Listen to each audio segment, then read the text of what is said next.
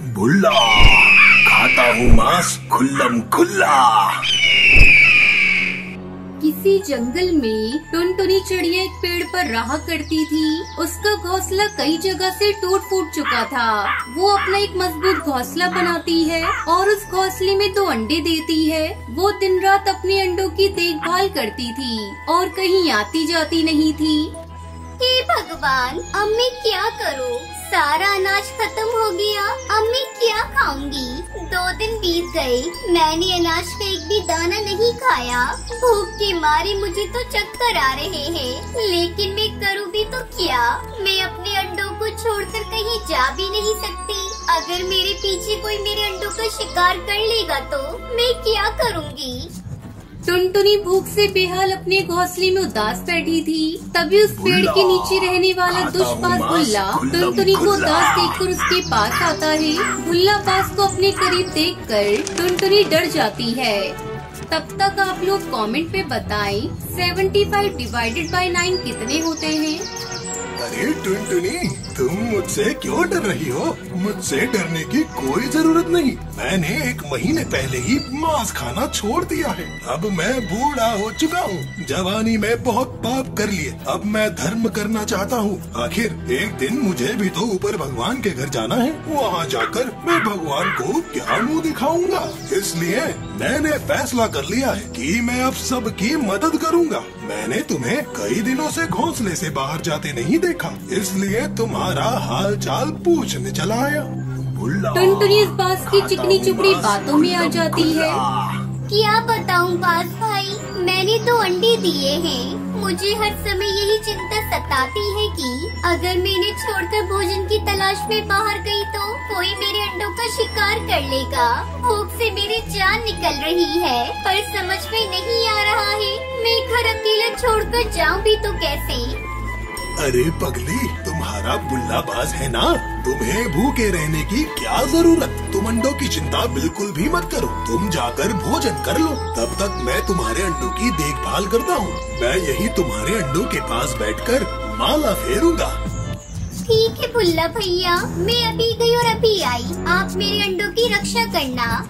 टुनटुनी भोजन की तलाश में चली गई। थोड़ी देर बीत जाने पर वापस भोजन करके वो अपने घोंसले में लौट आई और अपने अंडों को सही सलामत देखकर बहुत खुश हुई। मैं बेकार में भुल्ला भैया पर शक कर रही थी। वो शायद सच में शाकाहारी हो गए हैं। धीरे धीरे समय गुजरने लगा। अब टुनटुनी के बच्चे अंडे से बाहर निकलने वाले थे। एक दिन टुनटुनी फिर से भोजन की तलाश में गई थी। कुछ देर बाद उसके घर सुंदरी कौवी आती है। आर्यो टुनटुनी, जरा दरवाजा खोलो, मुझे पानी चाहिए। मेरे घर पानी खत्म हो चुका है और प्यास से मेरा गला सूख रहा है। बाज दरवाजा खोलता है। वो अभी मेरे घर में नहीं है, तुम बाद में आना। बाज को टुनटुनी के घर में देखकर सुंदरी उल्टे पांव वहाँ से भाग जाती है। रास्ते में उसे टुनटुनी मिलती है। अरे टुनटुनी, तुम्हारे घर में दुष्पास को देखा। वो तुम्हारे घर में क्या कर रहा है? अरे वो तो भुल्ला भैया है, मेरी अंडों की देखभाल कर रहे हैं। मैं उन्हें बैठाकर भोजन की तलाश में गई थी।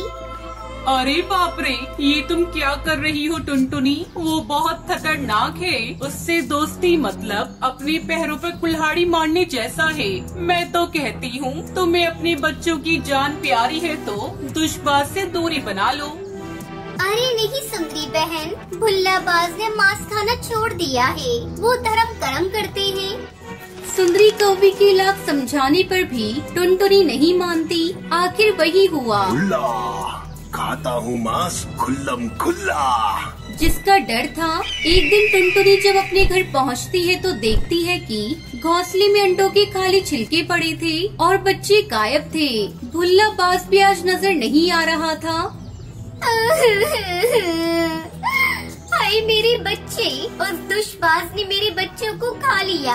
अपने बच्चों की मैं ही हत्यारन हूँ। मैंने उस पर विश्वास कर लिया। मेरे बच्चे कैसे तड़प तड़प के मरे होंगे, मैं उसको जिंदा नहीं छोड़ूंगी। टुनटुनी अपने बच्चों के गम में रो रही थी। उसकी आवाज सुनकर वहाँ कई पक्षी आते हैं। सुंदरी कौवी भी टुनटुनी को समझाते हुए कहती है, अब जो होना था हो गया। तुम्हारे रोने से बच्चे वापस नहीं आएंगे। संभालो अपने आप को टुनटुनी। आगे से कभी किसी शिकारी पशु पक्षी पर इस तरह आंख बंद करके भरोसा मत करना। हम सब मर गए थे क्या, जो तुमने उस दुष्पास का विश्वास किया। टुनटुनी करती भी क्या, उसके पास पछताने के सिवा दूसरा कोई चारा नहीं था। दूसरी तरफ वो दुष्पास टुनटुनी के अंडों से अपनी भूख बुझाकर दूसरे जंगल की ओर चला गया। बुल्ला, खाता हूँ मांस खुल्लम खुल्ला। बंटी कबूतर भुट्टे तोड़ रहा था, तभी वहाँ एक गरीब कौवा आया। मुझे भूख लगी है, कबूतर भाई कुछ खाने को दे दो। बंटी ने उसे देखा तो तरस खाकर एक भुट्टा उसे तोड़कर दे दिया। भुट्टा खाने के बाद गरीब कौवा बहुत खुश हुआ। वाह, तुम्हारे खेत के भुट्टे तो बहुत ही स्वादिष्ट है। ईश्वर करे तुम्हारे खेत में सोने के भुट्टे हो। इतना कहकर वो गरीब कौवा उड़ गया। बंटी को उसकी बात पर हंसी आ गई। अरे बुद्धू कहीं के, भला सोने के भुट्टे भी किसी के खेत में उगे हैं आज तक? अरे इसकी जगह पर अच्छी खेती का आशीर्वाद देता तो कुछ बात भी थी। अगले दिन जब बंटी भुट्टे तोड़ने पहुंचा तो खेत में दूर से ही सोने की तरह चमकता एक भुट्टा दिखाई दिया। बंटी ने पास जाकर देखा तो आश्चर्य से उसकी आंखें खुली की खुली रह गईं। उस भुट्टे के सभी दाने सोने की तरह ठोस थे और चमक रहे थे। बंटी वो भुट्टा लेकर जौहरी तोताराम के पास गया। जौहरी तोताराम जी, आपको तो सोने की बहुत पहचान है। और नहीं तो क्या, मैं खालिस सोने को सूंघ कर पहचान सकता हूँ। बंटी ने उसे अपना भुट्टा दिखाया। अच्छा, जरा चेक करके बताइएगा कि क्या ये शुद्ध सोने का है या नहीं। तोताराम ने भली प्रकार उस भुट्टे का परीक्षण किया। अरे बंटी, ये तो खरे सोने के दानों से बना भुट्टा है। तुम्हें ये कहाँ से मिला? तुम्हें इससे क्या, तुम ये बताओ कि इस भुट्टे की क्या कीमत दोगे? मैं तुम्हें इसके 50,000 रुपए दे सकता हूँ। ये सुनकर उसकी आंखों में चमक आ गई। उसने वो भुट्टा तोताराम को बेच दिया। इसके बाद प्रतिदिन बंटी के एक सोने का भुट्टा मिलने लगा। बंटी बहुत ही अमीर हो गया। बंटी के पास जितना ही ज्यादा पैसा बढ़ता गया उतना ही वो कंजूस और लालची होता गया।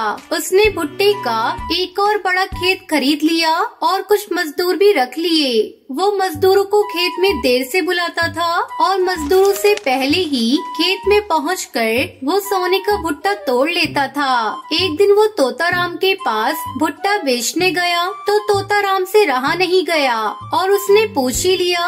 अरे बंटी, ये तो बताओ कि रोज रोज तुम इतने शुद्ध सोने के दानों से भरा भुट्टा लाते कहाँ से हो? मेरे खेत में सोने के भुट्टे उगते हैं, वहीं से लाता हूँ।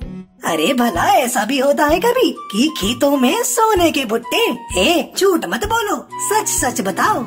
तुम बहुत सवाल जवाब करते हो। आगे से मैं अपने सोने के भुट्टे शहर में बेचूंगा। ये कहकर बंटी कबूतर अपना भुट्टा लेकर चला गया। बंटी कबूतर दिन पर दिन चिड़चिड़ा और गुस्सैल होता जा रहा था। वो अब किसी से भी सीधे मुंह बात नहीं करता था, पर तोताराम भी कम नहीं था। एक दिन उसने उसका पीछा किया और उसे सुनहरा भुट्टा तोड़ते हुए देख लिया। अगले दिन होने से पहले ही वो बंटी के खेत में पहुंचकर सुनहरा भुट्टा तोड़ लाया। जब बंटी को पता चला कि उसका सुनहरा भुट्टा चोरी हो गया है तो उसे लगा कि ये उसके खेत में काम करने वाले मजदूरों का ही किया धरा है। मेरा सुनहरा भुट्टा किसने चुराया है? मालिक, कौन सा सुनहरा भुट्टा? हम इस बारे में कुछ भी नहीं जानते। सुबह का पहला भुट्टा तो हमेशा आप ही तोड़ते हैं। हम सब तो देर से काम पर आते हैं। अरे झूठ मत बोल, जरूर तुम लोगों को मेरे सुनहरे भुट्टे का भेद पता चल गया है और तुम लोगों ने ही मेरा भुट्टा चुराया है। आज के बाद तुम लोगों को काम पर आने की कोई जरूरत नहीं है। ऐसा मत करिए मालिक, हमने आपके भुट्टे नहीं चुराए। हम तो ईमानदारी की कमाई खाने वाले सीधे साधे पक्षी हैं। अगर आपने हमें नौकरी से निकाल दिया तो हमारे बच्चे भूखे मर जाएंगे। अरे तो मैं क्या करूं? मैंने क्या तुम्हारे बच्चे पालने का ठेका लिया है? आज के बाद तुम सब मुझे अपनी शक्ल भी मत दिखाना। बंटी कबूतर के खेत में काम करने वाले सभी मजदूर पक्षी और चिड़िया रोते रोते चले गए। बंटी अब अपने खेत का काम स्वयं देखने लगा। वो सुबह से लेकर शाम तक अपने खेतों की निगरानी ही किया करता था। न दिन में चैन से रह पाता था, न रात में चैन से सो पाता। सोने के भुट्टों के लालच ने उसे अंधा कर दिया था। वो पागलों की तरह दिन रात अपने खेत में ही चक्कर लगाया करता था। एक दिन वो खेत में काम कर रहा था, तभी एक अजनबी चिड़िया वहाँ आई। भैया, मुझे बहुत भूख लगी है, कुछ खाने को दे दो, भगवान तुम्हारा भला करेगा। चल भाग यहाँ से, मेरे पास खाने को कुछ भी नहीं है, मुझे परेशान मत कर।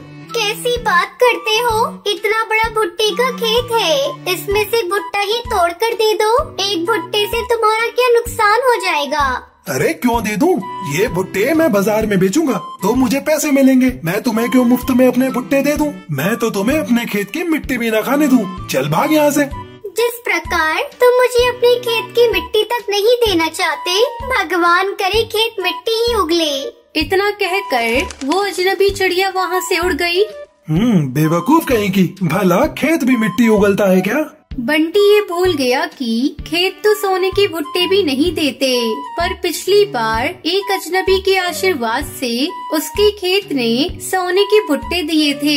अगली सुबह जब बंटी अपने खेत में पहुंचा तो उसका पूरा खेत खाली पड़ा था। उसके खेत के सारे भुट्टे गायब हो गए थे। बंटी के आश्चर्य का ठिकाना ना रहा। अचानक उसका भरा खेत खाली कैसे हो गया?